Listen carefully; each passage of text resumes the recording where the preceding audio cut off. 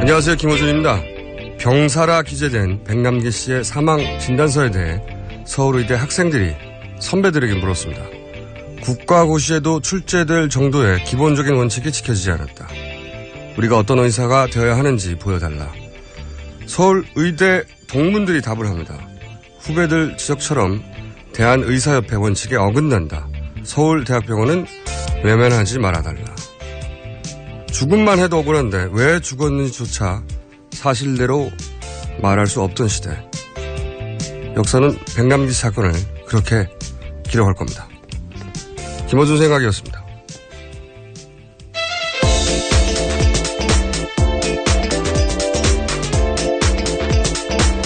자, 첫 번째 시간 송채경화 기자 나오셨습니다. 안녕하세요. 네, 안녕하세요. 한겨레 21 송채경화입니다. 오늘의 축구 슈지. 또 축구인가요? 손흥민 선수가 네. 한국 시간으로 어젯밤에 어시스트를 하나 했어요. 네. 골도 아니고 어시스트. 네. 네. 골까지는 못 가고 굉장히 훌륭한 어시스트 했는데 손흥민 선수는 말이죠. 우리 축구 거의 100년사에서 네. 차범근 감독 이후로 최초로 유럽팀에서 에이스로 인정받는 선수입니다. 네. 박지성 선수는 아니었나요? 물론 훌륭한 선수였지만 네. 에이스는 아니었고 뭐랄까요. 축구 근면성실한 축구 노동자의 느낌이 좀 강했어요. 근데 에이스로 인정받는 선수는 처음입니다. 차범근 감독이요. 몇십 년 만에. 네. 앞으로 계속 소식 전해드리겠고 여기까지가 오늘 축구 상식이었고요. 네, 알겠습니다. 차범근 감독 이후 최초의 에이스다. 네. 자, 소식 전해주십시오. 네, 이정현 새누리당 대표가 단식을 중단했는데요. 그 일주일째 단식 중이던 이정현 대표가 어제 단식을 중단했습니다. 새누리당도 내일부터 국정감사에 복귀하기로 하면서 파행됐던 국회가 정상화될 전망인데요. 그 새누리당은 국감 복귀 명분으로 집권 여당으로서 민생을 챙기는 일을 더 이상 방치할 수가 없다 이렇게 밝혔고요. 또 이정현 대표가 단식 중단의 전제 조건으로 국감 복귀를 강하게 요청해서 이를 받아들이기로 했다 이렇게 얘기했습니다. 애초에 새누리당은 정세균 국회의장이 사퇴와 사과를 요구했었는데요. 그것과는 달리 무조건적으로 복귀하겠다 이렇게 설명했습니다. 이건 좀 모양이 안 나네요. 왜냐하면은 절대 네. 죽음 네. 죽어서라도 뭐 이런 강한 어휘들을 사용해서 사퇴 없이는 복귀도 없다. 이렇게 얘기해오지 않았죠. 네, 그랬었죠. 네. 굉장히 강하게 얘기했었죠. 더군다나 이정현 대표는 제 기억으로는 어제, 그러니까 사퇴하기 전까지만 하더라도 네. 나는 이렇게 죽는다. 네, 맞아요. 그렇게 이런 얘기했습니다. 발언도 하지 않았나요? 네, 그랬습니다. 이게 얻은 게 없잖아요, 그리고. 네, 얻은 게 뭐가 있죠? 네, 얻은 게 전혀 없고요. 그래서 여당 일각에서도 백기투항, 명분 없는 회군 이렇게 지적을 하면서 당 지도부를 향한 비판이 제기되고 있다고 합니다. 한 가지 얻은 건 있는 것 같아요. 본인이 얼마나 체력이 빨리 방전되는지. 네. 자가 체력 측정. 이 정도는 이정현 대표가 한 게 아닌가. 왜냐하면 제가 기억하는 한 말이죠. 네. 이 정치적 단식을 시작해서 열흘을 넘기지 않고 끝난 건 이번에 최초인 것 같아요. 아, 그런가요? 제가 기억하기로는 그렇습니다. 네. 네. 이건 제가 이정현 대표 체력을 회복하고 네. 직접 한번 연결해가지고 여쭤봐야 될 것 같습니다. 왜 이렇게 일찍 끝내셨냐고. 네. 뭐 민생 얘기하겠지만 근데 민생 전에 몸도 사실은 도저히 움직일 수 없을 정도로 네, 누워 계셨고 합니다. 휠체어 네. 타고 그러셨잖아요. 약간 얻은 게 없다는 게 이게 여당으로서는 뼈 아프네요. 네. 일주일이 문제가 아니라 뭐 얻었어야 되는데 그죠? 네, 얻은 게 없죠. 그리고 정세균 의장의 뭐 사퇴나 사과 이런 것도 받지 못했는데요. 그러니까 정세균 의장은 국민들을 향해서 유감을 표명했습니다. 그러니까 정 의장은 어제 이제 새누리당이 국감 복귀하겠다라는 소식이 전해진 뒤에 나라가 매우 어려운 시기에 국회가 걱정을 끼쳐드린 데 대해 국민에 송구하다. 새누리당이 국정감사 복귀 결정을 환영하며 이 대표의 건강이 하루빨리 회복되기를 바란다. 이렇게 밝혔습니다. 정 의장은 반면에 잃은 게 없어요. 네. 여기서 사과도 새누리당이 한 게 아니거든요. 그렇죠. 국민께 송구하다고 했으니까 본인은 잃은 게 없고 이 대표 요 부분은 저희가 잠시 후에 저희가 준비한 코너에서 밀적인 한 사람이 있거든요. 그분한테 여쭤봐야 되겠습니다. 네. 네.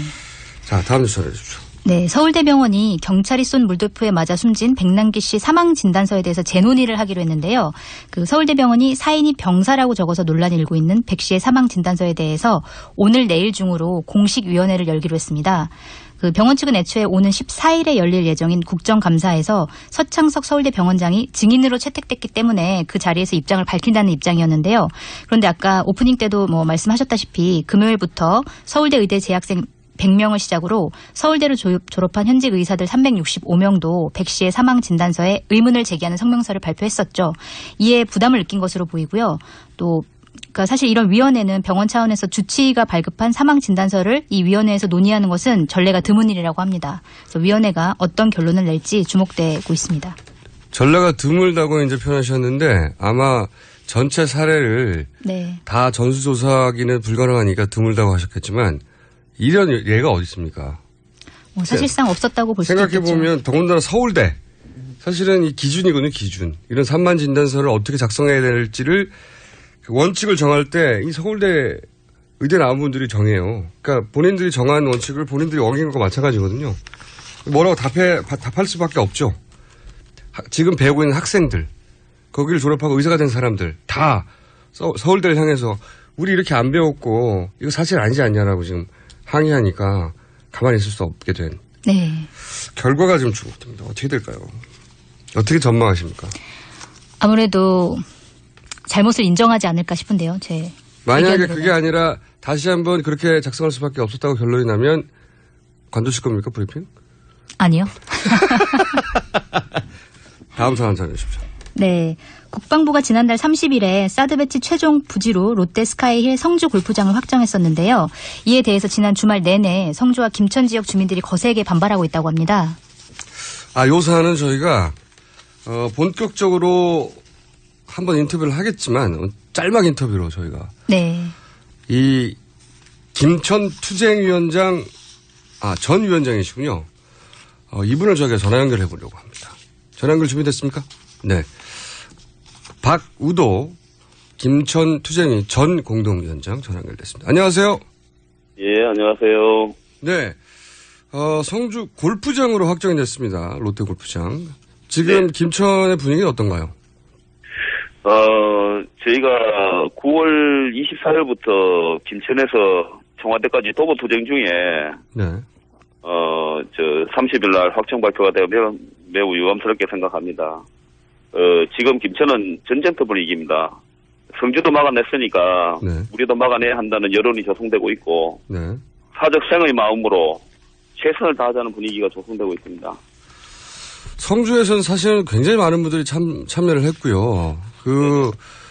사실은 그렇게 많은 분들이 그렇게 적극적으로 반대를 하는 바람에 다른 지역을 물색하게 된 거 아니겠습니까? 그러다가 이제. 네, 그렇죠. 예, 골프장 얘기가 나온 건데, 결국 이제 골프장도 이런 식으로 결정됐다고 한 다음에 김천 주민들이 굉장히 격렬하게 반대를 하면 또 다른 물색을 할 수 있을까요?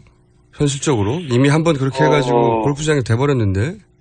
골프장이 이제 성주 같은 경우에도 성산포대가 네. 처음에 확정 발표되고 시작했습니다. 네네. 저희들은 발표가 되기 전에 이제 먼저 오면 안 된다고 네. 저희들이 하다가 지금 그러다 보니까 처음에는 시민들께서 많이 동참을 안 하셨을 수도 있지만은 네. 지금은 저희가 김천을 떠나서 지금 도보 투쟁 중이다 보니까 현장을 직접 눈으로 보진 않았지만은 많은 분들이 전해 오십니다. 지금 자꾸 많아지고 있다. 시민들 동참하시는 분들이 많아지고 있기 때문에 걱정하지 말고 저희들은 도보 투쟁이나 열심히 하다. 이런 식으로 저희들을 듣고 있습니다. 그렇기 때문에 어차피 국방부는 한 번 신뢰를 잃었지 않습니까? 네. 그렇기 때문에 또다시 이게 바뀔 수도 있다고 그렇게 생각하고 있습니다. 지금 도보로 어디까지 가시려고 출발하신 겁니까? 청와대까지 가려고 합니다. 왜 청와대까지 가려고 하시는 거죠? 청와대 제일 우리 높으신 분이 청와대에 계시지 않습니까? 그분 만나 뵙고 국방부의 잘못된 행정 절차라든지 사드가 우리나라에만 지금 내륙을 사람이 사는 곳으로 비추려고 하지 사드 배치된 지역은 바다라든지 그 사막이라든지 이런 쪽을 그 향해서 레이더가 그 발사되고 있습니다. 그렇기 때문에 안정성이 그 이제 확보되지 않는 이런 그 사드 배치를 저희들이 용납할 수 없다는 것을 그 대통령께 그 이제 저희들이 강력하게 주장하라고 요구를 하고 저희 그 대표이지 않습니까? 국민의 대표가 그 대통령 아닙니까? 우리나라에는 그분에게 저희들 의견을 꼭 전달하려고 그렇게 저희들이 가고 있습니다. 저희가 짤막 인터뷰라 오늘은 마지막 질문 하나만 더 하고 다음에 네네. 본격적인 네네. 투쟁을 하실 때 다시 연결했으면 좋겠는데 네네. 이 도보 투쟁 말고요. 네네. 그 외에 김천 시민들이 지금 하고 있거나 할 예정인 투쟁이 어떤 게 있습니까? 지금 자체적으로 이제 투쟁위원회에서 지금 제가 그 올라왔기 때문에 사퇴를 했고 이게 다는 모릅니다. 하지만은 시장님께서도 단식을 하시다가 지금 풀었거든요. 그러니 지금 김천시 전체가 뭐 최선을 다한다 하는 것이 이제 우리가 이제 목적이고 그리고 이제 헌법 소원이라든지 이게 지금 그 롯데 골프장 자체가 롯데가 지금 그 피고인 신분으로 조사를 받고 있는 상태 아닙니까? 이런 상태에서 지금 이거를 국가에서 대토를 한다든지 거기 있는 땅을 매입을 한다든지 이렇게 되면은 이거는 문제가 있다 해가지고 헌법 소원도 준비 중이고 그리고 자발적으로 엄마들이 애기 엄마들이 지금 저 혈서라든지 100명 혈서쓰기라든지 삭발이라든지 이런 걸 준비하고 있고요. 이게 지금 다양하게 저희들이 지금 갑자기 이렇게 확정이 되다 보니까 저희들이 준비하는 과정 중에 있습니다. 그렇군요. 혹시 이미 이런 투쟁을 해본 경험이 있는 성주위원회하고는 연대하실 생각이 없으십니까?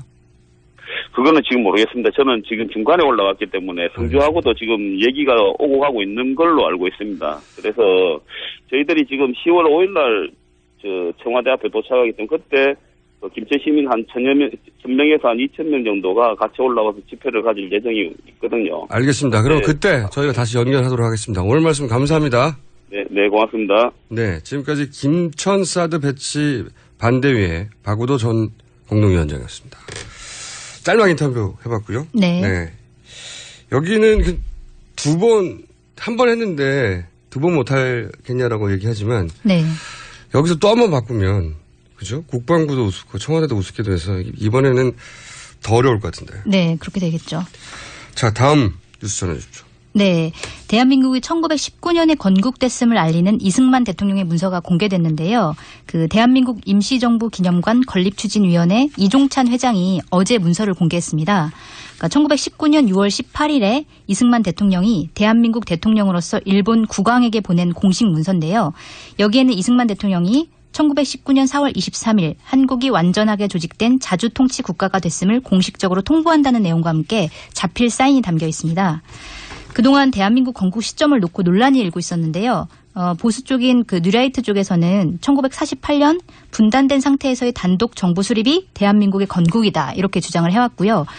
박근혜 대통령이 지난 8월 15일 광복절 경축사에서 광복 71주년, 건국 68주년 이렇게 얘기하면서 뉴라이트의 1948년 건국 주장을 공개적으로 지지하는 발언을 했었는데요. 이번에 공개된 문서는 이런 주장과 정면으로 배치되는 거라고 할 수 있습니다. 저는 논란이 있었다라고 생각하지는 않고 뉴라이트의 주장이 있었죠. 네. 주장이. 저는 논란이라고 생각하지 않는데 논란이라고 생각하는 분들 아주 극소수 외에 청와대도 이 주장에 동의하는 그렇죠. 바람에 힘을 가진 거죠. 네. 네. 논란은 아니라고 생각합니다. 그런데 이제 논란조차 될 수 없을 정도의 문서가 나왔다는 거죠. 네, 그렇습니다. 알겠습니다. 오늘 여기까지 하겠습니다. 감사합니다. 네, 감사합니다.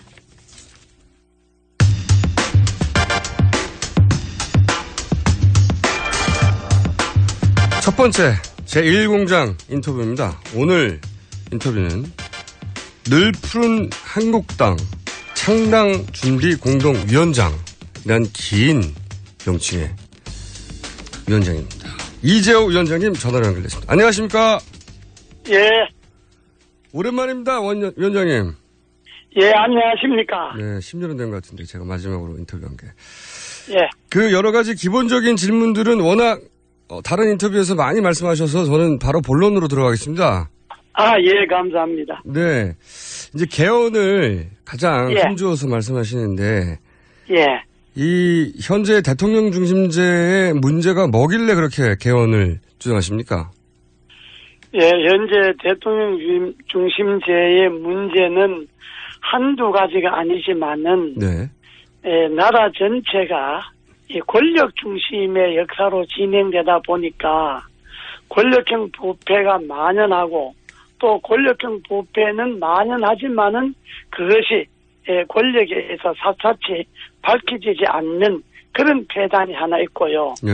두 번째는 권력이 대통령에게 집중되다 보니까 여야 간의 갈등이 점점 심화됩니다. 네. 대통령을 잡는 사람은 제왕적 권력을 휘두르니까 여당은 대통령만 쳐다보게 되고 야당은 아무리 많이 득표를 해도 국정 참여에 길이 없으니까 다음 대통령 선거 때까지 오직 여당과 투쟁을 할 수밖에 없는 그렇게 되다 보니까 국가 발전 전반에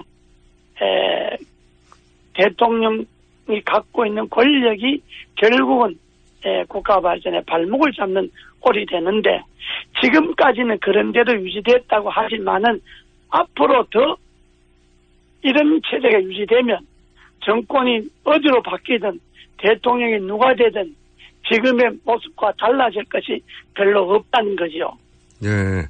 뭐 어떤 제도든 완벽하지는 않은데 그런데 이제 권력형 그렇습니다. 예. 예, 권력형 부패 먼저 말씀하셨는데 이 내각제 예를 들어서 내각제가 부정부패를 막아주는 건 아니지 않습니까? 내각제 있는 나라도 부정부패는 많은데요. 그렇습니다. 네. 예, 문제는 권력형 부패가 만연하는 것에 대해서 제도적으로 제어할 수 있는 장치가 생겨야 되지 않습니까?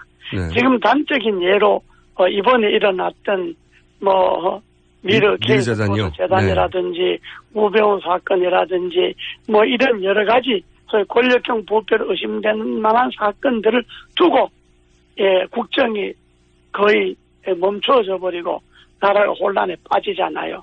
만약에 분권이 되면 이 권력형 부패에 대해서 또 갈등에 대해서 책임을 질 수 있는 사람이 생기잖아요.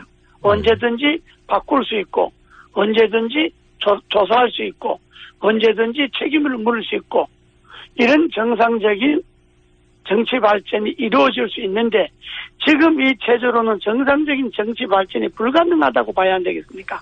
일단 미르 재단은 권력형 부패라고 보십니까? 그런 의심이 있는 것 아닙니까? 의심은 있지만 언론에 제기한 것만 봐도 그렇죠. 예. 제 질문은 위원장님은 어떻게 생각하시는지. 저는 충분히 의심을 갈 여지가 있지 않습니까? 여지는 있는데 여지만 있습니까? 아니 그건 이제 밝히려고 하는데 밝히기 전에 국회가 사단이 났으니까 국회가 그걸 밝혀야 되는데 밝힐 주체가 지금 완전히 국민들로부터 불신을 받게 되어버렸지 않습니까? 여당이 단식을 하고 국감을 거부하고 하는 이유도 그런 것들을 희석시키기 위한 거라고 국민들은 보고 있지 않습니까? 그렇죠. 그런 의문을 가진 분들이 많죠. 예. 그렇죠. 네. 자. 그러니까 이게 권력이라는 게 상식으로 움직여야 되는데 지금 하는 것이 너무 상식이 아니지 않습니까? 말하자면 지난 일주일 동안은 국회가 파업을 했다고 봐야 되지 않습니까? 네네. 국회가 파업을 해놓고 노동자들이 파업하는 걸 욕할 수 있겠습니까? 적어도 국회는 욕을 못하겠죠. 자기들은 국정감사를 벌려놓고 단식해버리고 파업하고 국감 안 하고 이렇게 난리를 쳐놓고 노동자들이 파업하는 것은 정치권이 나서서 비난하고 이러니까 한국에 있어서 정치 발전이 안 되고 이런 모든 것들이 권력의 독점에서 나오는 거다 이런 이야기입니다. 알겠습니다. 탈당하셔서 말씀을 아주 자유롭게 하시는군요. 네. 예. 그러면 제가 본격적으로 예. 개헌 추진의 이제 이유는 알겠습니다. 동의하실 분도 있고 동의하지 않으실 분도 있겠지만 그렇습니다. 예. 네. 적어도 위원장님 말씀하시는 이유는 알겠고요. 그러면 제가 이제 여러 인터뷰를 통해서 종합하는 제가 많은 이유가 있는데 네. 시간이 제한되어 있기 때문에 알겠습니다. 한 부분만 이야기한 거죠. 그러면 제가 이해한 게 맞나 좀 봐주십시오. 개헌하는 과정이. 일단 개헌하겠다는 대선 후보를 정하고 만약에 그 후보가 당선이 되면 그 후 그 임기는 차기 총선까지 2년으로 하고 그렇죠. 그런 이후에 개헌해서 내각제든 뭐 이원 집정부제든 그렇게 간다. 전체적으로 맞습니까? 그건 맞는데요. 네. 그 개헌을 대통령 당선자가 다음 총선 이전에 개헌이라든지 거기에 따른 선거제도, 행정구 개편 등 국정 전반, 즉 나라의 전반에 새로운 정치들을 만들어 놓고 그 틀에 의해서 정상적인 정부가 운영되기 위해서 본인은 개헌이 완성되는 이 2년 동안에 임기만 하겠다 이런 거죠. 개헌을 공약으로 하고 당선되면 개헌부터 해서 임기를 2년만 하고 차기 총선 때는 물러가고 내각제로 간다. 대충 이런 그림인 거죠? 임기를 2년만 하겠다는 이야기는 다음 총선 전에 개헌을 끝내놓고 그 개헌에 의해서 대선, 총선, 지방선거를 함께 한다 이런 이야기. 알겠습니다. 그렇게 되려면 자연적으로 대통령이 그만둬야지. 알겠습니다. 그런 그림인데 근데 이 이야기는 지금 더민주의 김종인 전 대표도 거의 같은 맥락의 이야기를 하는데 혹시 두 분 교감이 있으셨습니까? 아닙니다. 저는 뭐 개헌 이야기할 때부터 내년 대선 전에 개헌이 안 될 경우에는 가장 좋은 거는 개헌을 해서 내년 대선을 치르는 것이 제일 좋고 그게 국력의 낭비를 줄이고 그렇게 하지 않을 경우에는 다음 대선 후보가 개헌 공약을 하고 총선 전에 개헌을 완수하고 임기를 끝내야 한다는 이야기는 오래전부터 했기 때문에 제가 뭐 김종인 대표하고 말을 맞추고 그런 건 아니지. 그러면 상식적으로 생각한다면 그 의견이 맞는 거죠. 두 분의 교감이 있었던 건 아니고 워낙 같은 얘기라서. 그래요? 그러면 그냥 우연히 같은 얘기인 거죠? 글쎄 저도 저는 이 이야기를 오래전부터 했고요. 이미 분권형 대통령제 개헌할 때부터 다음 대선 전에 개헌이 안 될 경우에 이런 절차를 밟아야 한다는 이야기를 이미 오래전부터 몇 년 전부터 했던 이야기이기 때문에 그러면 김종인 전 대표가 하는 이야기를 요즘 제가 들었죠. 그럼 김종인 전 대표가 위원장님 이야기를 카피하는 겁니까? 그래, 그건 모르겠어요. 본인, 카피를 안 해도 정치하는 사람이니까 같은 생각일 수 있죠. 자, 그러면은 그 개헌하겠다는 후보는 어떻게 정합니까? 그 소위 3지대에서 모여서 선정한다고 하는데 구체적으로 어떻게 하겠다는 거죠? 아직 그건 이제 말하자면 이런 거죠. 양극단에, 그러니까 이념과 지역이 양극단에 치우쳐서 정상적인 정치를 하거나 바른 정치를 하기 어렵다는 판단에서 저희들이 늘 푸른 한국당을 창당하는 겁니다. 근데 이걸 언론에서 제3지대라고 그러는데 저희들은 이념과 지역의 양극단을 벗어나는 중도신당을 만드는 거죠. 그러니까 이 중도신당의 이러한 프로그램을 동의하는 사람들이 모여서 단일 후보를 뽑아내는 거죠. 단일 후보를 뽑아내는 방법은 저 혼자 정하는 것이 아니고 이런 취지에 도의하고 이런 취지에 의해서 대통령 후보가 되겠다는 분들이 모여서 그 방법을 정해야 되겠죠. 국민의당 안철수 전 대표도 거의 똑같은 제3지대에서 양극단 제외하고 다 만나자고 얘기했는데 여기서 양극단이 누굽니까? 극좌와 극우나 또 지역적으로 편향되어 있는 그런 정치 세력 아니겠어요? 좀 더 구체적으로 말씀해 주시면 지금 다들 양극단이라고 하길래 여기 혹시 친박 친문인가요? 구체적으로? 친박 친문 언론에는 그렇게 표현하는데 제가 이야기하는 양극단은 친박 친문 이렇게 보면 너무 정치적으로 국한되어 있는 거고 정치인들만 두고 하는 이야기고 나라 전반에 극우나 극좌나 또 특정 지역을 권력이 이용하는 이런 세력들에 의해서 나라가 더 이상 유지되어서는 안 된다는 이야기니까. 그러면은 저는 이제 구체적으로 묻고 싶은데. 쉽게 해석할 필요는 없죠. 그럼 문재인 전 대표도 연대 대상이 맞습니까? 제3지대에서? 아니 그거는 특정인이 연대 대상이냐 아니냐가 문제가 아니고 이러한 중도의 주장을 수용하느냐 수용하지 않느냐가 후보로 참여할 수 있느냐 없느냐를 가르는 거겠죠. 그러니까 문재인 전 대표나 더민주의 뭐 예. 예를 들어서 박원순, 안희정, 이재명 등등의 잠재 후보도 잠재적으로 연대 대상이 될 수도 있습니까? 아니 뭐 새누리당이든지 민주당이든지 국민의당이든지 대선제는 개헌이 안 될 경우에 우리가 제시하는 이 개헌 프로그램에 도의한다면 그렇게 하고 결국 내년 총선 때 다시 진짜 새로운 정부를 구성하게 되는 것에 동의한다면 그건 누구든지 후보가 될 수 있지 않겠어요? 뭐 특정인을 배제하기 위한 건 아니니까요. 그래요.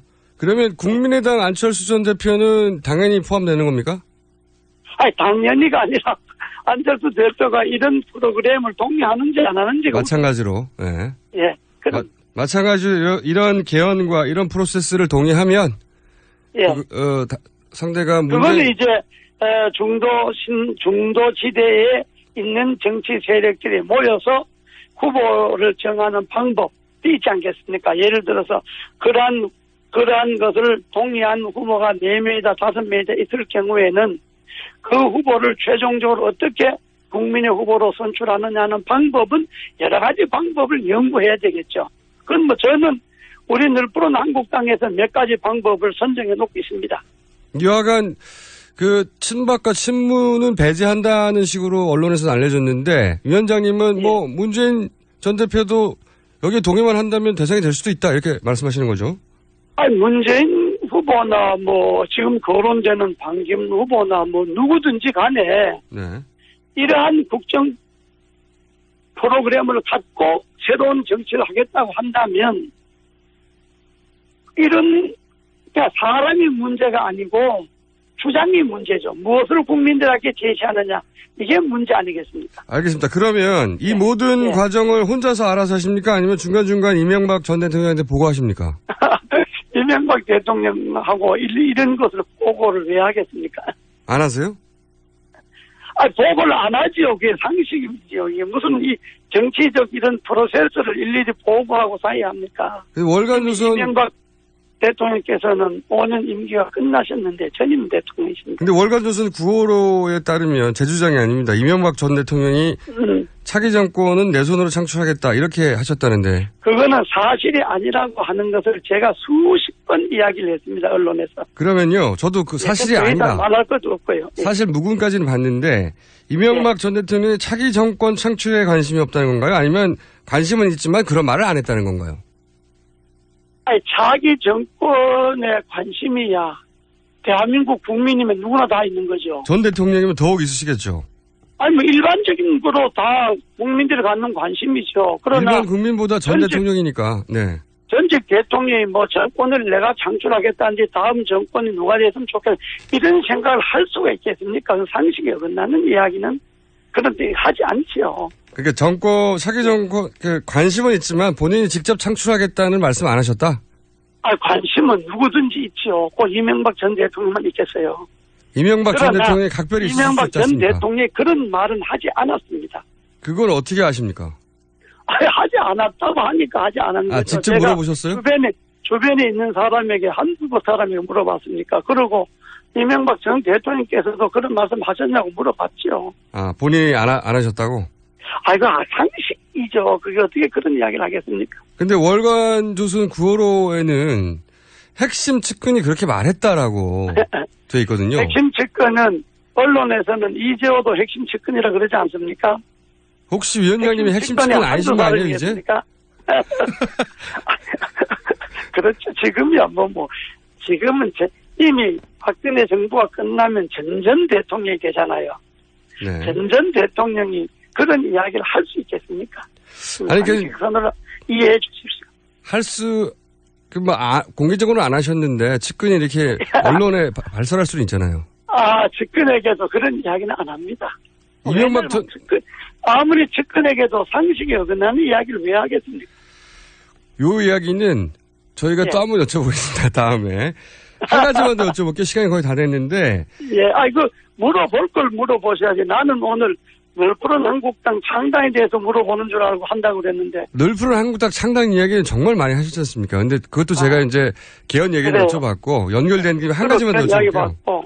예. 예. 한 가지만 좀. 왜 오보라고 예, 하시니까 또 생각나는 게, 안철수 전 대표 만났다는 보도가 있었는데 대선 도와달라고. 이것도 오보라고 하셨지 않습니까? 예, 그 사실이 아닙니다. 예, 만난 일이 없습니다. 그 TV 조선에서 5월 달에 네. 자택으로 안 대표가 직접 찾아갔다고 보도했는데, 이것도 역시. 진짜 엉터리 보도예요. 그래요? 예. 안철수 대표가 제가 사는 집도 모릅니다. 그리고 저인데 왜 찾아오겠습니까? 안 그것도 대표가 위원장님 상식이 댁을 모르시는 걸 어떻게 아세요? 어떻게 하겠습니까? 오본 일이 없는데. 그런데 그 보도에 따르면 이번에는 위원장님, 이재명 예. 위원장님 측 관계자가 총선 전에도 이 장관님이셨으니까 이 장관을 그쪽으로 모시려고 했는데, 애를 많이 예. 썼는데, 이 장관님이 거부했다, 그때. 예. 이렇게 말한 걸로 돼 있는데, 그러면 이번에 그 5월 달에 찾아오진 않았는데, 예. 지난 총선 때 혹시 이쪽으로 와달라고 그런 제안은 있었습니까? 아니, 그런 제안도 안철수 대표가 하신 것이 아니고, 다른 사람을 통해서. 국민의당 관계자가 네. 그때 제가 이제 공천이 안 됐지 않습니까? 네네네. 그래서 이때 위로 겸 제 아는 사람이 전화가 와서 네. 그런 방법이 있다는 이야기 정도 한 거죠. 아, 직접은 아니지만 그런 유사한 제안이 있긴 있었군요. 그렇죠. 뭐 유사하다고 봐야 안 되겠습니까? 예. 원래 뭐 모르는 건 아니고. 직접 보신 건 아니고 그런 제안이 있긴 있었다. 근데 왜 안 가셨어요? 아니, 그거는 공식적인 제안도 아닐 뿐더러 내 잘 아는 사람이 그냥 그런 길도 있습니다. 뭐 이 정도 이야기인데, 또 그러고 저도 금방 당에서 나온 사람이 또 내가 당을 하나 만드는 건 몰라도 다른 당에 선택한다는 게 그게 쉽지 않지 않습니까? 그렇죠. 아무래도. 예. 근데 TV조선에서는 이런 얘기도 했습니다. 안철수 전 대표를 친 이명박 대통령계가 지난 대선 때부터 지지해왔다. 이런 얘기도 나왔는데 이게 사실입니까? 그 사실 아닌 이야기를 많이 하네요. TV조선이요? 진짜. 나쁘네요. 진짜 소문 돌아다니는 유언비어 모아갖고 이야기하는 것 같아요. 그래요? 예. 이명박 전 대통령의 그런 소문이야 떠돌 수가 있지요. 그런 소문은 들어보셨습니까 혹시? 저도 그런 소문은 들었죠. 근데 사실이 아니니까 웃고 말았죠. 그렇군요. 이명박 전 대통령의 안철수 전 대표에 대한 혹시 평가는 개인적으로 아십니까? 어떻게 평가하세요? 저는 한 번도 못 들어봤어요. 혹시 핵심 측근 아니신 거 아니에요? 뭐 그럴런지도 모르죠. 거의 시간이 다 됐는데 한 가지만 저 엽짚고 예. 끝내야 될 것 같습니다. 예. 그 보수 잠재적인 후보, 아직은 잠재 후보군이죠. 반기문 유엔 사무총장에 대해서 이분은 친박이 밀고 있다고 어떤 인터뷰에서 직접 말씀하셨는데 친박이 예. 이분을 밀고 있는 건 맞나요? 그렇죠. 저도 뭐 언론에서 보고 하는 이야기죠. 언론. 제가 뭐 직접 그 확인한 바도 없고 다만 언론에서 그렇게 친박이 반기문 유엔 사무총장을 대통령 후보로 하려고 한다는 이야기를 수차 나왔지 않습니까? 네, 언론에서는 그랬죠. 그렇습니다. 저도 그거죠. 그런 차원에서, 그런 정도에서. 예, 그렇습니다. 예. 늘 푸른 한국당 자체 대선 후보가 있습니까? 거의 마지막 질문입니다. 저희들 1월 달에 선정을 합니다. 그 혹시 내심 마음에 두고 계신 분 있으세요? 있죠. 있지만 뭐 말할 단계는 아니고요. 그분이. 1월 달에 창당과 동시에 대선 후보를 선정합니다. 이름만 되면 알 뿐인가요? 그것도 말하기 어렵습니다. 혹시 없으신 거 아니에요, 아직? 뭐 내 마음속에 있는 거니까. 알겠습니다. 저는 예. 시간이 좀 부족해서 안타까운데. 오늘 중요한 것들 많이 있는데 뭐 그런 건 안 물어보고 뭐 이거. 중요한 거, 정말 중요한 거 한 요즘 가지만. 중요한 건 많잖아요. 국회 문제도 있고 뭐 권력형 부패 비리 문제도 있고 뭐 나라가 여러 가지 어수선하잖아요. 국내외 그렇죠. 정세가. 근데 미르재단 권력형 부패. 여러 가지 문제에 대해서 다음에 시간을 내서 한번 물어주시죠. 그때는 한번 오시는 거 어떻습니까? 스튜디오로. 제가요, 교통방송에 너무 자주 나간다고요. 네. 사람들이 뭐라 그래요. 그렇지만 저하고는 저하고 하셔야지 이게 재밌는 일이 이번에 진짜 그 교통방송으로 오신 거 환영합니다. 감사합니다, 위원장님. 예. 그러면 꼭 한번 나오십시오. 저랑 같이 한번 방송하시죠. 긴 시간 이야기 한번 합시다. 네, 긴 시간 진솔하게 못다한 이야기. 예. 그리고 예. 지금은 사실 무근이라고 하셨는데 그때는 기억이 새롭게 나실 수도 있잖아요. 그런 이야기야 뭐 기억하고 안 하고 할 게 어디 있습니까? 오늘 여기까지 하겠습니다, 위원장님. 반갑고요. 예, 감사합니다. 꼭 나오십시오. 예, 고맙습니다. 감사합니다.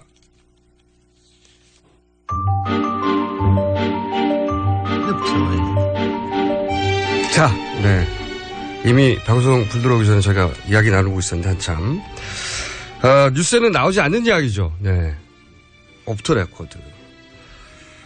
지난 첫날 첫 번째 시간 짧아가지고 고생하셨죠. 네, 최진영입니다. 인사드리고 시작하겠습니다.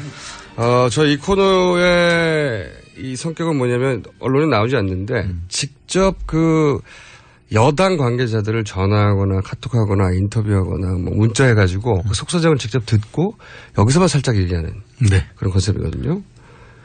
대신에 누구한테 했는지는 좀 묻지 마십시오. 누가 그런 말을 했는지. 예. 네. 절대 묻지 않겠고요. 그러니까 누구가 그런 말 했는지 제가 되물을 정도의 내용을 건져 오셔야지 안 그러면 이 코너 오러 갈 수가 없습니다. 알겠습니다. 대신에 친박, 비박 누군가 하면은 다 할 수 있는 그 정도의 말씀은 제가 전해드리도록 하겠습니다. 공천도 탈락하셨는데 여기서 오래 살아남으셔야죠.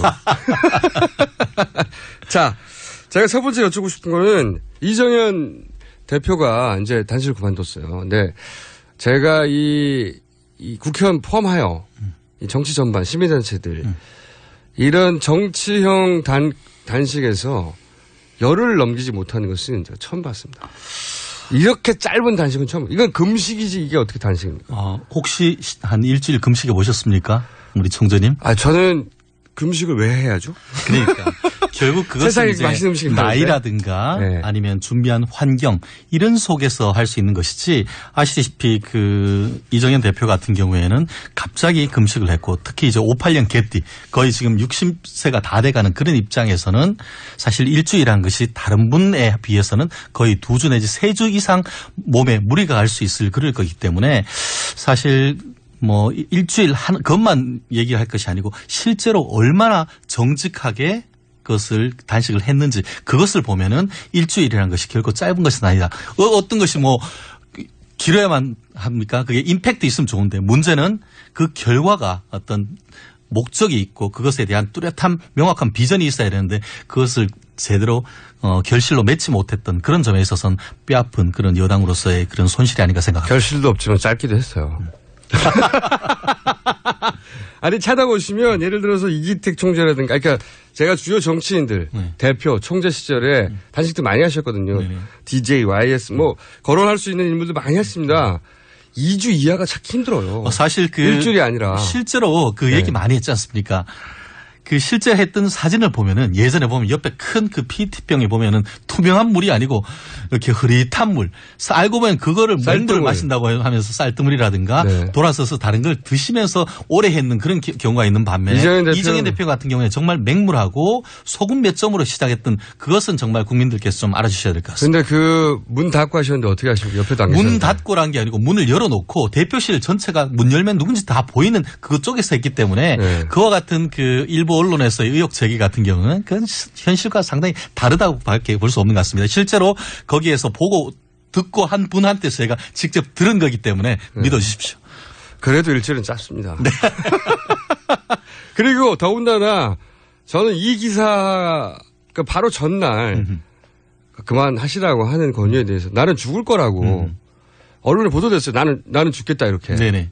물론 처음부터 말씀하셨지만 바로 전날도 그렇게 말씀하셨거든요. 근데 바로 다음날 그만두니까 이게 모양이 빠지는 거죠. 참 그런 부분은 이제 그만큼의 결연한 의지를 보인 것이 아닌가. 사실 시작할 때 같은 경우에는 내가 죽든지 정세균이 죽든지 이렇게 얘기를 하셨어요. 둘 다 안 죽었잖아요. 근데 결국 둘 다 안 죽었어요. 그럼 둘 다 죽기를 바랍니까? 실제로 보면 악플이 상당히 많았던 것을 제가 알고 있습니다. 둘 다 무슨 결과를 내야 되는데. 네, 그런 점이 참 그렇다 하더라도 어쨌든 간에 내일부터 정치가 정상화됐다는 점에 있어서는 나름대로의 역할이 있었다라고도 볼 수 있지 않을까 싶습니다. 제가 오늘 오신 김에 이제 요걸 여쭤보고 싶어요. 요게 제가 진짜 여쭤보고 싶은 건데 이정현 대표가 이제 이 일주일 과정을 지켜보면은 이 당내에서 전폭적인 지지를 못 받은 것 같아요. 당내 의총 때도 얘기가 많고 그리고 이제 뭐 국가 복귀하라 그러는데 안 하고 네. 또는 당론에서 국가 복귀하지 말라 그랬는데 또 일부는 하고 김영우 위원장 같은 경우는 그러니까 영이 안 쓴다. 우리 그 시체 반론은 발이 서지 않는다. 네네, 맞습니다. 이게 이유가 뭡니까? 결국 그것은 이제 한마디로 리더십의 문제, 이번 사태의 득실의 문제라고 이렇게 치환할 수 있을 것 같아요. 왜 영이 안 쓰는 거죠? 결국 어쨌든 그 득이란 측면에서는 그래도 이제 보수권을 좀 결집했다는 나름대로의 의미는 없지 않습니다. 실제로 지난주 같은 경우에 리얼미터에서 조사해 보면은 최근에 새누리당도 한 4.5% 이상 지지율이 높아졌고 결집하는 거죠, 지지층이. 예, 그리고 예. 또 박근혜 대통령에 대한 지지율도 2, 3% 이상 올랐는 것은 맞습니다. 하지만 원래 전선이 만들어지면 지지층이 결집하니까요. 그렇죠. 하지만 예.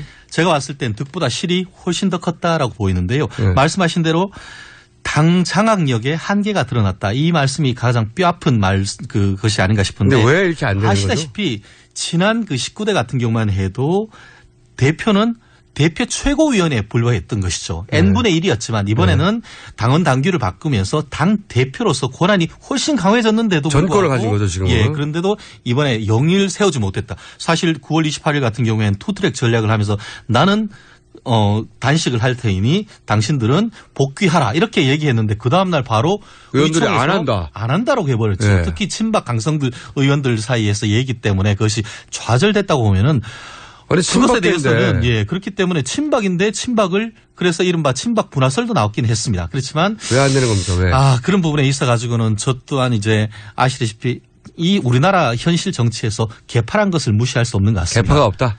그런 점에서 이른바 무개파 스스로 얘기하듯이 근본 없는 놈이라고 하면서 그렇게 얘기를 하는데 본인이 직접 그런 얘기를 그렇게 해요? 얘기를 하시죠. 그 사람을 또 픽업하신 분이 박근혜 대통령이다라고 하면서 그 상당히 그 의리를 중의를 하시죠. 이재현 대표 본인 입으로 그렇게 그렇게 얘기를 하신 걸 하십니다. 전달만 하신 거죠. 예, 지금. 그렇죠. 예. 그렇긴 한데 예. 그러면서 그분의 그 모토가 뭡니까? 섬기는 리더십. 나는 국민의 모습입니다 했는데 이 분들이 정말 모습이라고 생각을 해버리는 거예요. 다른 국회의원들이 당신 모습이라고 스스로 말했잖아. 그러니까 정말 그 말의 취지를 알아야 되는 것인데. 몇 분이 진짜로 모습이라고 생각하나요? 실제로 뭐 지금 특히 기존에 있던 그 상당 부분의 기득권을 가지고 있던 분들 입장에서는 사실은 이정현 대표가 눈에 그렇지 좋아 보이지는 않겠죠. 왜냐하면은 좀 더 이제 어깨에 힘도 주고 좀 이렇게 했으면 좋겠는데 맨날 한다는 게 자기들하고 얘기 안 하고 민생 탐방한다고 하면서 국민한테 간다고 하니까 그런 점이 있는데 적어도 현재에 있어서의 그 새누리당이 나갈 바는 옛날처럼 어깨에 힘주는 정치인이 아니고 오히려 이처럼 어깨에 힘 빼고 민생 탐방하는 것이 오히려 현재 트렌드에는 저희는 개인적으로 맞다고 봅니다. 특히 그 이정현 대표를 인정하지 않는 3인방 꼽자면 누군가요? 현재 반드시 그런 건 아닌 것 같습니다. 그런데 아시다시피 이번 같은 경우에도 투트랙 전략이란 것은 지금 그 야권에서는 마치 여당이 친박과 비박이 나뉘어서 마치 쪼개질 것만 같이 그렇게 얘기를 합니다만 자세히 한번 생각해 보십시오.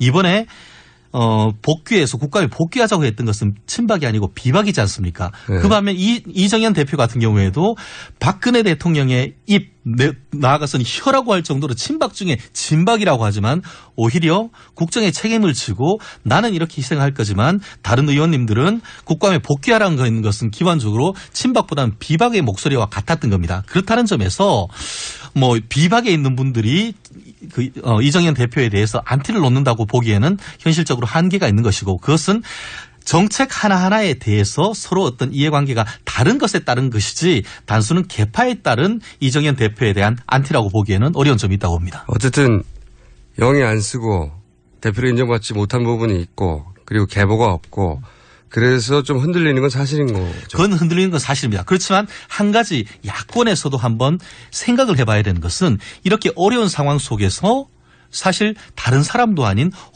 이른바 영남당이라고 할 수 있는 새누리당에서 호남 대표가 됐다는 점. 그런 역동성이 다이내믹스가 여전히 새누리당에 있다는 것은 아마 야권에서도 그 긴장해야 될 부분이 아닌가 생각합니다. 그러면 말이죠. 다음 시간에는 그 이정현 대표를 정말 인정하지 않는 1, 2, 3순위를 좀 알아봐 주시고. 손들어 해서 제가 한번 물어보고 오겠습니다. 자, 그러면 끝내려고 그랬더니 저희 PD가 시간이 30초 남았다고 그래가지고. 알겠습니다. 한 가지만 더 여쭤볼게요. 이로 인해서 이재명 대표의 입지가 더 줄어듭니까? 아니면 더 강해집니까? 저는 그렇게 생각합니다.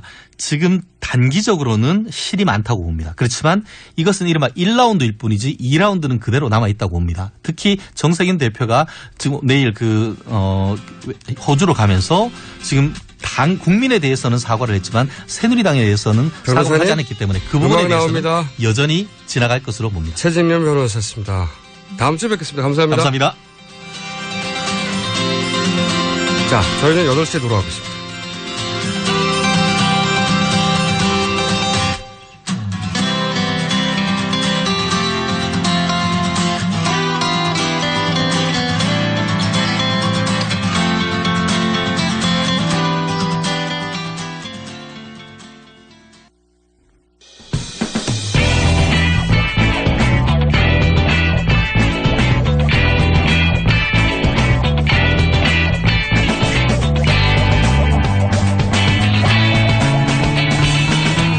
김어준의 뉴스 공장.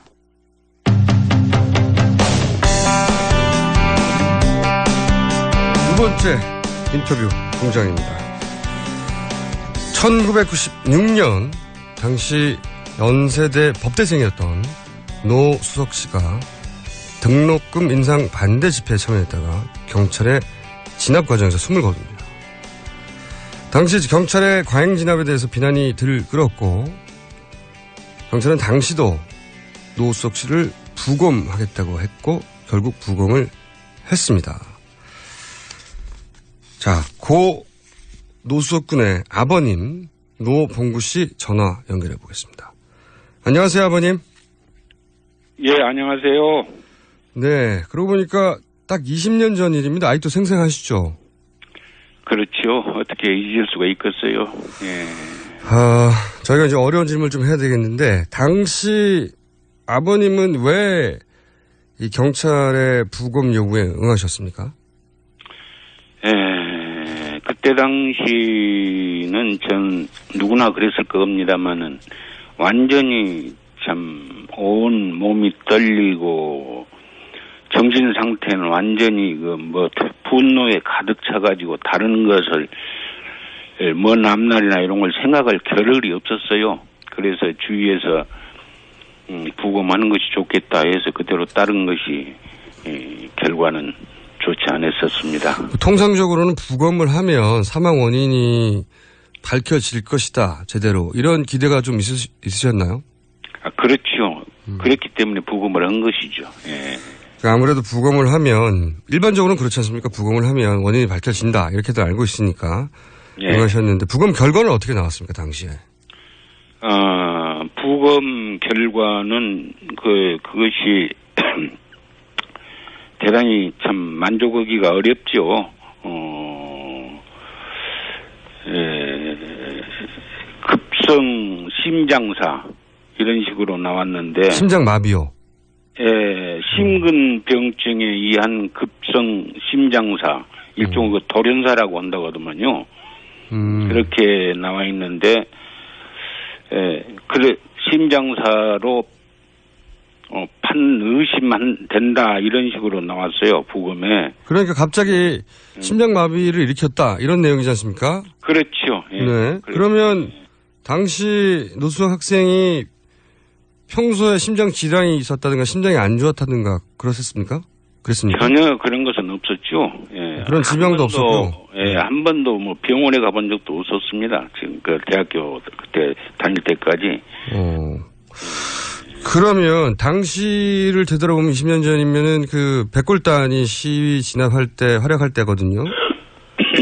그렇다면은 백골단이 보통 곤봉으로 이렇게 진압하기도 하고. 그렇죠. 그런 기억이 나는데 혹시 그 노수석 학생 몸에 그런 외상은 없었나요? 그 부검서를 보면은요. 네. 피하 출혈이 4군데가 발견이 됐어요. 그러면 등 쪽에 옆구리 쪽에 이런 곳에 4군데 피하 출혈이 있었다고 기재가 돼 있는데 네. 그것은 직접적인 사망 원인이 아니다라는 식으로 이야기를 거기서 부검에서는 이야기를 해요. 폐출이 있었음에도. 그러니까 적어도 네 군데는 뭐 곤봉으로 맞든 어딘가에 예. 맞은 흔적이 분명히 있는데. 예, 그렇죠. 예. 네, 그 맞은 흔적과는 무관하게 네 군데나 있음에도 불구하고 예. 이것 때문이 아니라 갑자기 심장이 안 좋아서 심장 마비를 일으켰다. 예, 예. 부검 결과는 그렇게. 예. 그러면 보통 이제 유가족 측에서 전문가가 들어가거나 혹은 뭐 참관인이 있거나 혹은 뭐 의사 참관인이 있거나 그렇지는 않았습니까? 그럼 다른 의견을 가진 전문가는 없었어요? 예, 부검 현장에는 제가 유가족은 참석을 않는 것이 좋다고 해서 부검 네. 현장에는 참석을 못했고요. 네.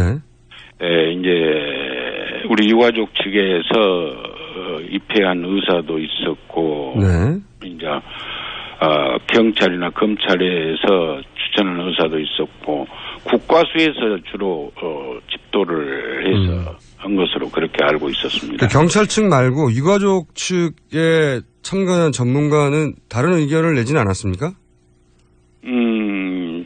다음에 이제 듣고 보니까 네. 그것도 의사들의 분야가 다 다르다 보니까 네. 예, 심장 쪽 전문가였으면은 여러 가지 이야기가 더 있을 수가 논의가 있을 수 있는데 네. 우리 측 의사는 심장 쪽 전문 분야가 전혀 아니에요. 그러니까 거기에 대한 뭔 이야기가 나오는 데 대해서 반박을 하거나 그러지를 못한 것으로 제가 알고 있습니다. 그렇군요. 예. 참관이 있긴 있었지만 예. 심장마비라고 주장하는 바람에 예. 심장 전문의가 아니다 보니 거기에 대해서는 또 전문적으로 반박하지 못하고 그냥 넘어가 버렸군요. 예, 이제 그랬다고 봐야 되겠죠. 예. 사실은 그 부검을 하면 오히려 진실이 밝혀질 거라고 생각했기 때문에 그런 의심을 가지고 응하지를 않으셨군요. 예. 그러니까 우리가 대응을 제가 잘 못한 것 같아요. 아무리 생각을 해도. 지금 그런 게 제일 아쉽죠. 그 부검 결과 때문에 그 소송에서도 패소한 걸로 예. 그렇게 언론에 알려졌는데 그건 사실입니까? 예, 그렇죠. 그래서 이제 소송은 원래는 형사와 민사 두 가지를 다 진행을 했었는데 네.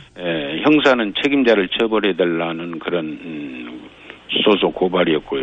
근데 그건 검찰에서 바로 기각이 되어버리고 민사는 법정에서 국가에서 선임한 변호사의 의견을 더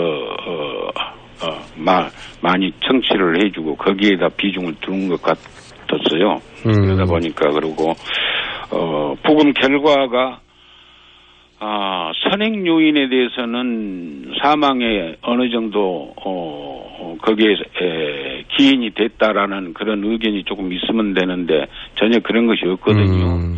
그래서 선행 요인에 대해서는 아무런 언급이 없이 이렇게 부검을 해놓고 심장이 좀 이상한 것 같다.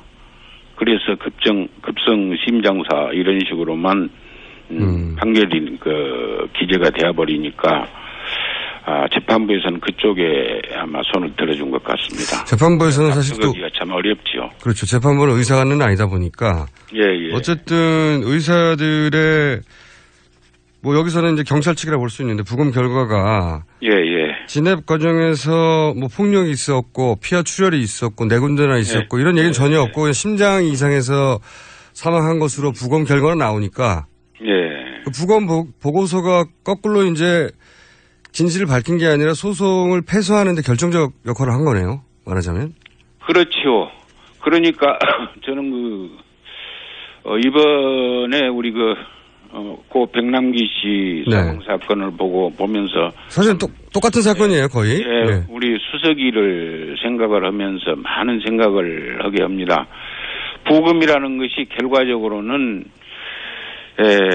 어떤 권력을 쥐고 있는 사람들에게 면죄부를 주기 위한 어떤 꼬투리 실마리를 찾아내기 위한 것이 아닌가 그런 생각이 든단 말입니다. 그래서 이 부검은 신중히 생각을 해야 된다. 그리고 정황 증거는 전혀 선행 요인 정황 증거는 전혀 거기에 어떤 그 개입할 수 있는 여지를 안 주고 부르거든요. 그러니까 재판부에서는 아마 그래서 국가에서 선임한 변호사를 그렇게 우선적으로 받아들인 것 같습니다. 네. 백남기 씨 사건 보면서 나도 그때 부검을 거부했어야 한다 그런 후회가 되셨어요? 예, 그게 제일 후회스럽죠. 제가 제일 후회스러운 것은 자식의 시신에 칼을 대게 했던 것. 그것이 제일 후회스럽고 진실이 더 오히려 묻혀져 버리는 것. 그때만 해도 다연발 체류탄으로 막 그냥 이렇게 쏘아대고 그랬거든요. 네, 그랬죠. 그래서 예. 그 체류가스를 얼마나 많이 마셨을까. 근데 그런 것도 밝혀내지를 못하고 그렇게 백골단의 그 진압봉에 의해서 두들겨 맞고 그랬을 때 얼마나 공포에 휩싸여서 체력적인 한계를 이겨내지 못하고 사망했을까 하는 걸 생각하면서 이런 애한테 칼을 댔다는 것이 참 애비로서 자식한테 너무나 미안하죠 지금. 그리고 결국 그것이 경찰이 원하는 결과가 나왔고요. 그렇죠. 예. 그 전까지 그러니까 뭐 아픈 적도 없고 지병도 없고 건강하고 멀쩡하던 학생이었던 거죠. 그렇죠. 그 전에 그 1학기를 마치고 군에 입대할 계획으로 있었어요. 네. 그래 아주 건강했습니다. 예. 그런데 이제 체류가스를 얼마나 마셨는지 진압봉이 한 그 폭력이 그 피하 출혈을 어떻게 일으켰는지 이런 내용은 전혀 없었고. 그렇지. 예. 예. 단순히 심장마비다. 그러니까 국가의 책임 물을 수 없다. 이렇게 결론이 나버렸고. 그렇죠. 그것은 다 부검에 응했기 때문이라서 지금 와서는 후회를 하시는 거고, 그죠? 그렇죠. 그래서 그게 제일 후회를 하고 좀 제 자식한테 제일 미안하다 하고 생각을 하고 있습니다. 백남기 씨 유가족 측에서 그럼 부검에 응할 수 없다고 하는 대응을 보시면서 그렇게 해야 된다고 마음속으로 응원하시겠네요? 예, 저는 그래서 그 사회단체나 여러 그 시민단체들께서 아마 지금 적절히 대응을 아주 잘하고 계신다 그렇게 생각을 하고 유가족들은 아마 그때 저와 같은 상황이어서 어떻게 보면 그걸 멘붕이라고 합니까? 찝니까? 네. 그냥 사리 판단하기가 참 어려운 상태일 겁니다. 정신이. 그런데 아마 시민사회단체에서 그렇게 해주시니까 그대로 시민 그 대책위의 말을 믿고 따라주는 것이 제일 좋다는 말씀을 드리고 싶구만요. 알겠습니다. 아직 직접 가보신 적은 없으시죠?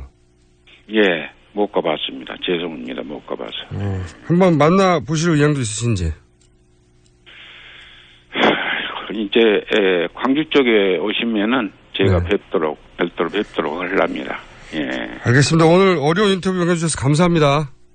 예, 고맙습니다. 네. 지금까지 지난 1996년에 등록금 인상 반대 시위정에 사망했던 고 노수석 군의 아버님 노봉구 씨였습니다. 네. 이번에는 저희가 이 사안 관련해서 그 서울대 병원 현직 교수님들 섭외를 해보려고 했는데 굉장히 예상하셨다시피 하실 수 있다시피 어렵습니다. 다들 학생들도 그리고 동문들도 민감한 사안이라 그런지 섭외가 어려웠는데 그래서 이분을 모셨습니다. 이분은 서울 의대 동문이시고요. 그리고 서울대 의대 교수셨습니다. 네, 딱 적합한 분이죠. 더불어민주당 김용익 전 의원 전화 연결됐습니다. 안녕하세요. 안녕하세요. 김용익입니다.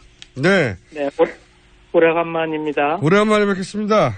의원님. 네, 지금 의원님이 아니시죠? 전 의원님. 네. 네. 그 후배들이 학생들 글을 쓰고 그리고 동문들 다 후배들이죠. 후배들이 이런저런 성명을 막 냈습니다. 그죠? 네. 성명 보고 선배로서 어떤 기분이 드셨어요? 예, 사실 병원에서 이 진단을 좀 잘못한 것 같아서 좀 걱정을 하고 있었는데, 네.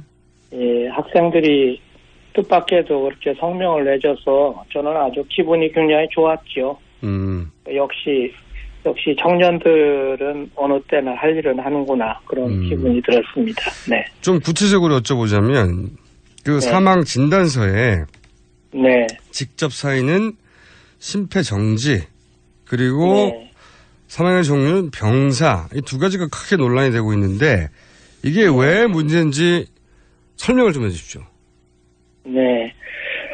이제 문제인 이유는 이게 이제 그 사망 판단이 잘못됐을 것 같다. 사인의 판단이 오류일 가능성이 좀 크겠다. 이런 이제 문제가 있는 것이고요. 네. 그 직접 사인을 심폐정지라고 그렇게 해놓은 거는 사실 이거 심폐정지를 왜 들고 나왔는지를 잘 모르겠는데. 예. 심폐정지는 사실 그 옛날식 표현을 하자면 그 심장마비 이제 그런 거예요. 예전에 그런 말을 많이 썼죠. 심장마비 흔히 말하는. 예. 방금 전 인터뷰에서 이제 사망 원인도 심장마비라고 했었는데. 예. 아하. 이제 요새는 이제 그 말은 쓰지 않고 심폐정지 이렇게 표현을 하는데. 네.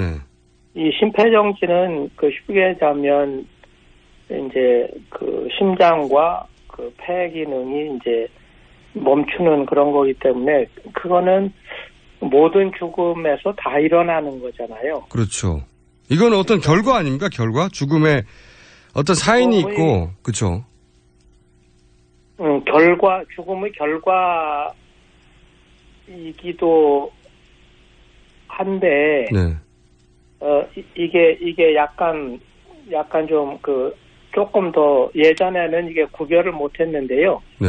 요새는 이제 심장이 죽었을 때하고 심장이 죽어서 기능을 하지 않으면 그 다음에 이제 뇌가 죽는다는 걸 알고 있거든요. 뇌사, 예.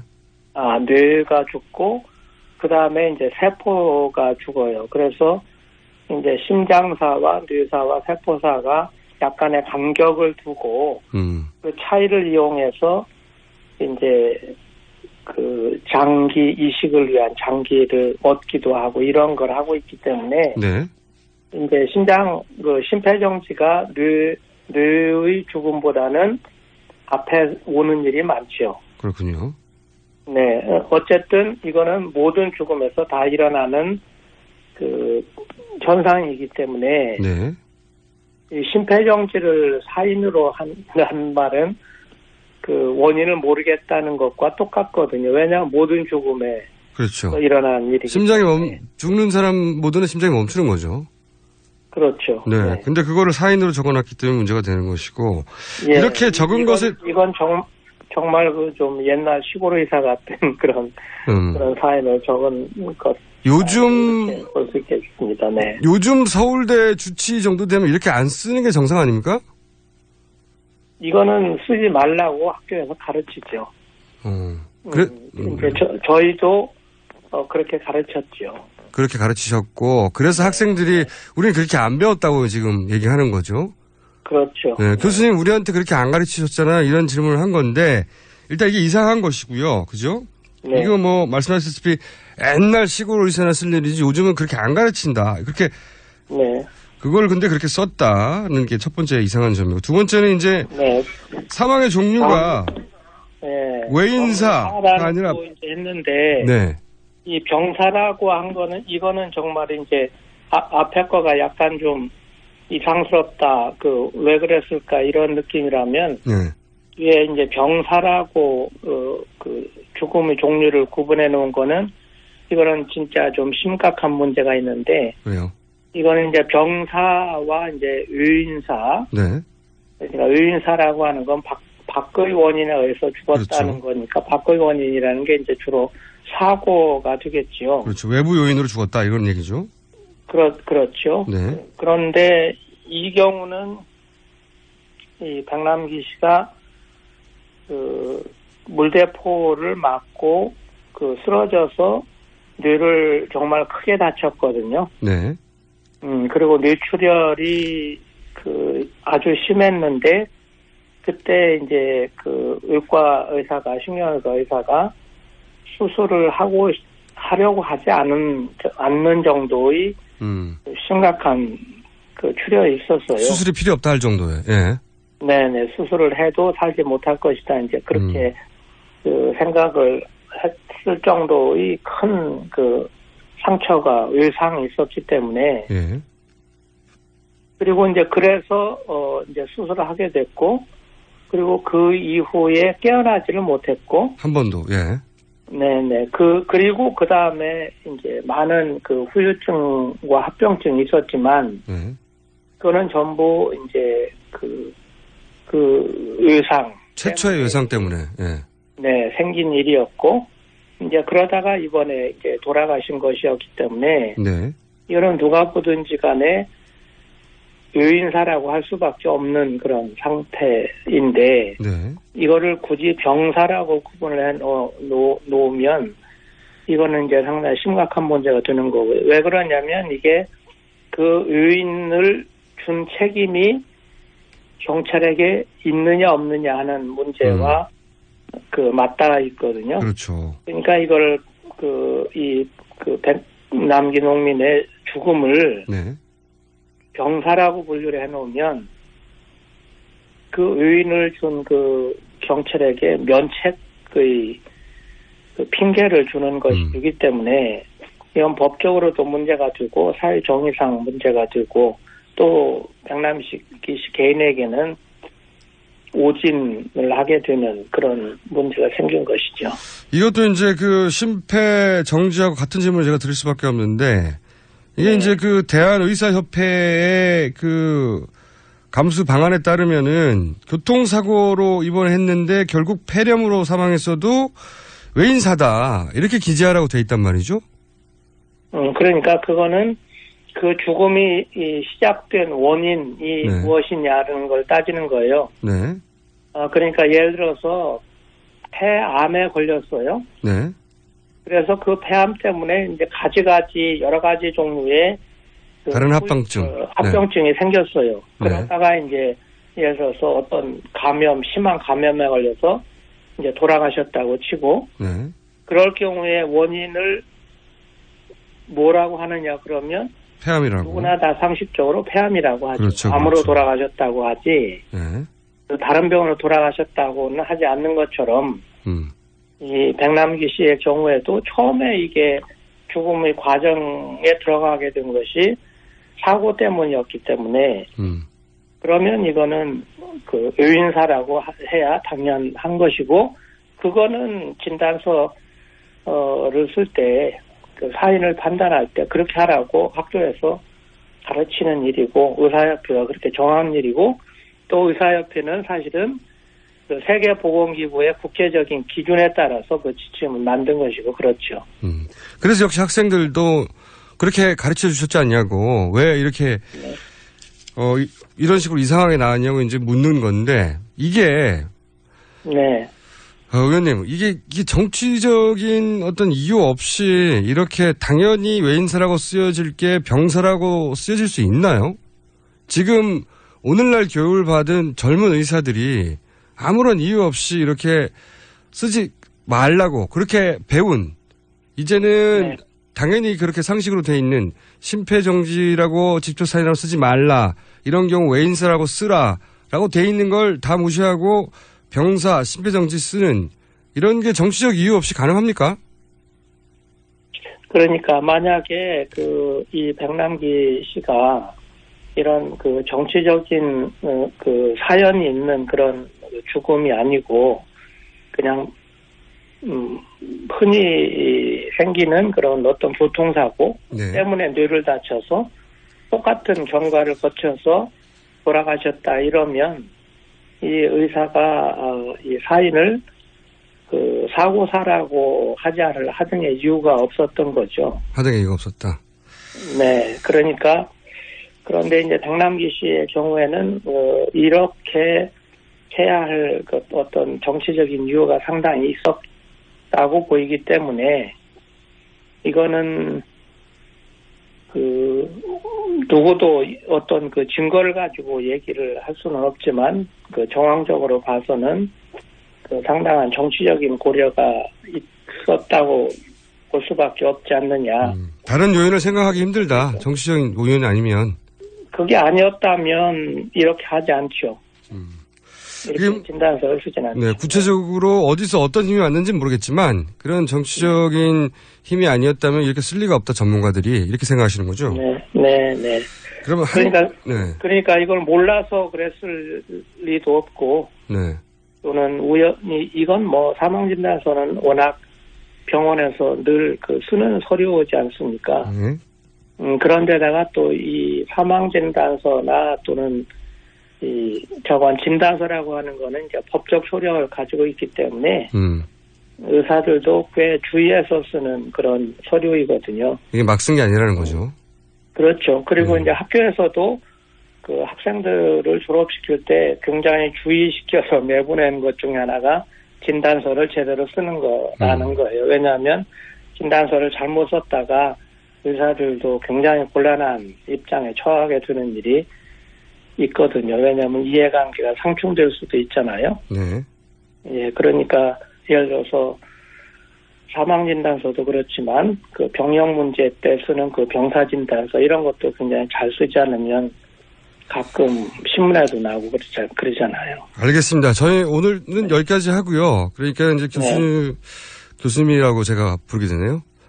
네. 네. 의원님의 말씀의 요약은 이건 기본에 어긋난 것이고 기본주의 기본에 어긋난 것이고 이렇게 어긋난 것은 정치적 외압이 있었다고 생각할 수밖에 없지 않느냐 한마디로. 네. 좀 더 뭔가 나오면 다시 한번 연결했습니다. 서울대 병원 쪽에서. 예, 서울대 병원에서 이 그 사망진단서를 다시 쓰겠다는 의사표명을 했다고 해요. 예, 결과가 나오면 다시 한번 연결하겠습니다. 기다려 보도록 하죠. 예, 알겠습니다. 오늘 말씀 감사합니다. 네, 감사합니다. 네, 지금까지는 서울의대 교수님이셨던 더불어민주당의 김영희 전 의원이었습니다.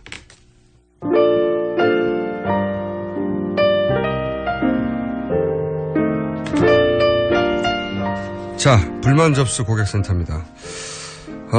점점 악플이 줄어들고 있습니다. 이래서는 안 되는데. 자, 오늘 선정된, 저희 제작진 선정한 악플이 이겁니다. 진행자분이 박원순 시장 쪽 사람인지 한쪽으로 치우치네요. 네. 제가 박원순 시장 쪽 사람은 아닙니다만, 치우친 사람인 건 맞습니다. 네. 앞으로는 아예 저는 치우친 사람이라고 고백을 하고, 그리고 인터뷰를 하겠습니다. 그러면 감안해서 걸러 들으실 수 있죠. 제 생각에는 말이죠. 진짜 문제는 치우친 게 아니라 치우쳤는데 공정한 척하는 거. 그게 진짜 문제입니다. 자, 이제 지방에서도 앱으로 다운받아서 볼 수 있습니다. 아이폰도 이제 된다고 합니다. 네, 아이폰 어플 깔아주십시오.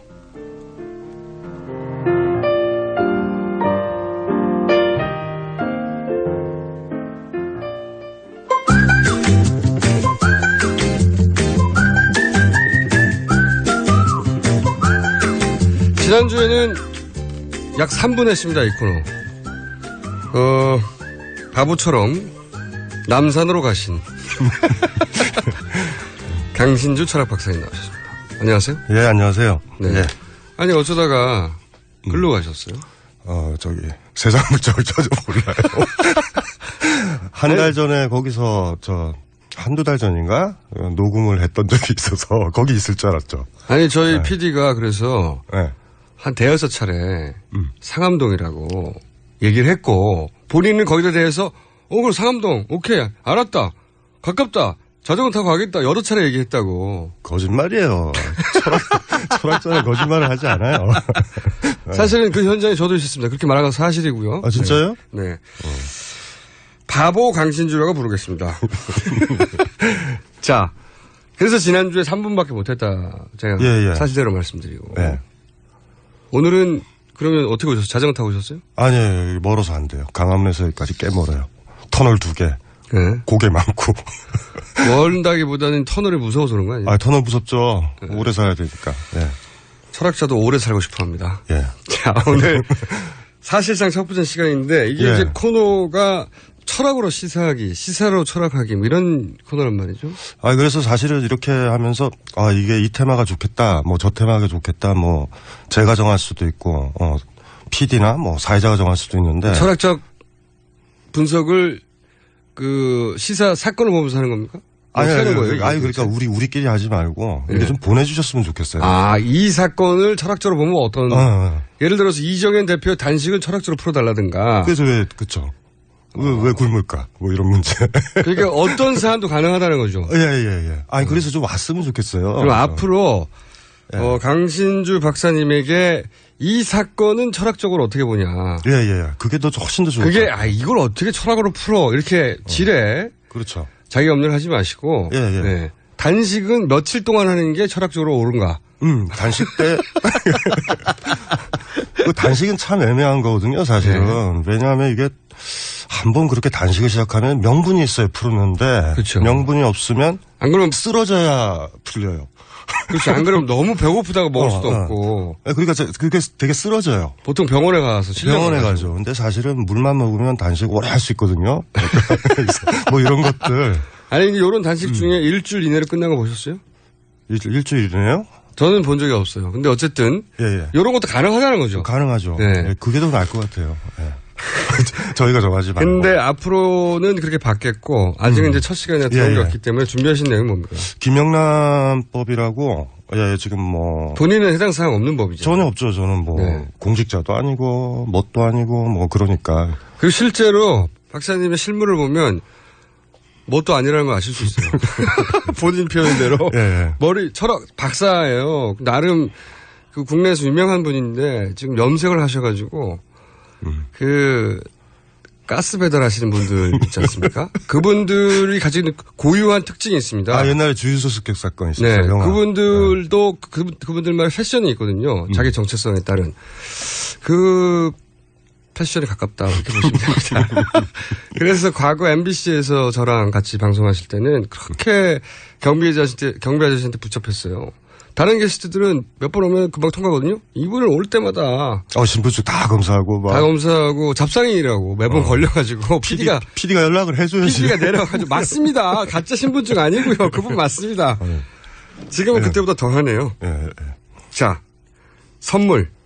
이런 겁니까? 말하자면? 그러니까 뇌물. 이게 이제 문제가 이제 두 가지로 이제 항상 봐야 되는데 이 권력 가진 사람, 공직자 이제 그 부정을 막겠다라는 건데 요게 이제 좋거든요.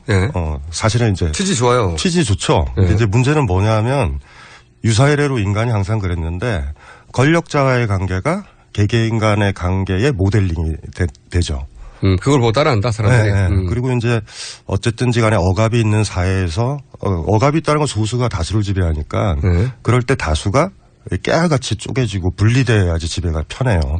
그러니까 사실은 서로 의견 통일이 안 돼야지. 그렇죠. 막 갈라쓰고 뭐 어떤 사람들 더치페이 얘기하고 뭐 이런 식으로 사실은 형식적으로만 보면은 그 공직에 있는 사람들의 대상이 되지만 이것이 전반적으로는 우리가 이제 인간들이 유대를 못하게 할 수 있는 효과까지 있는 거죠. 그리고 사회적으로는 이것이 단순히 공직자뿐만 아니라 사회적으로 더치페이 문화가 만들어질 거다 앞으로. 아니 지금도 되고 있는데 그거 자체가 이제 더 강해지게 되면 당연하게. 뭐 이거 너무 쉬운 거죠. 왜냐하면 이제 민의를 모은다던가 시민들의 뜻을 모을 때 기타 등등. 그때 많은 부분들의 이렇게 정서적 제약들, 형식들이 이제 갖춰지는 거니까. 그래서 사실은 이렇게 어쨌든 기득권을 가진 사람들이잖아요. 국회의원들이라든가 기타 등등. 이 사람들이 통과시켰을 때 의도들이 항상 있어요. 왜 자기들 청렴하게 살겠다 이런 거 아니거든요. 그래서 제 입장에서 딱 보면 무섭죠. 사실은 이게. 철학적으로 보면 무서워요? 무서워요, 사실은. 왜요? 왜냐하면은 시민들이 유대하고 연대하고 가까이 할 수 있는 그 어떤 것들을 막을 수 있는 요소가 굉장히 세죠, 사실. 모였을 때 예를 들어서 밥값을 다 따로따로 내야 된다. 이게 모임을 제약하는 요인으로 작용할 수 있어요? 아니요. 정서적으로 되는 거죠. 그러니까 실질적으로 공직자와의 관계에만 적용이 되는데 그게 모델링이 된다라는 거죠. 그래서 조선조 시대 사람들, 일반 민중들이나 사람들이 그 선비들과 그 관계가 모델링이 돼서 살아요. 그러니까 그게 이제 하던 대로 따라하는 거죠. 그렇죠. 원래 서양에서도 귀족들 하는 패턴을 따라하는 거잖아요. 그래서 이거 자체가 그러니까 이제 이게 시행이 되면서 제가 대응들을 봤어요. 그때 뭐 더치페이 좋은 거 아니냐, 뭐 5만 가지 것들에서부터 기본적으로 해야 될 것들, 뭐 이런 것들이랑 관계 같은 것들이 단절이 된다라는 거죠. 아, 이것이 사람들과의 관계를 단절시키거나 예.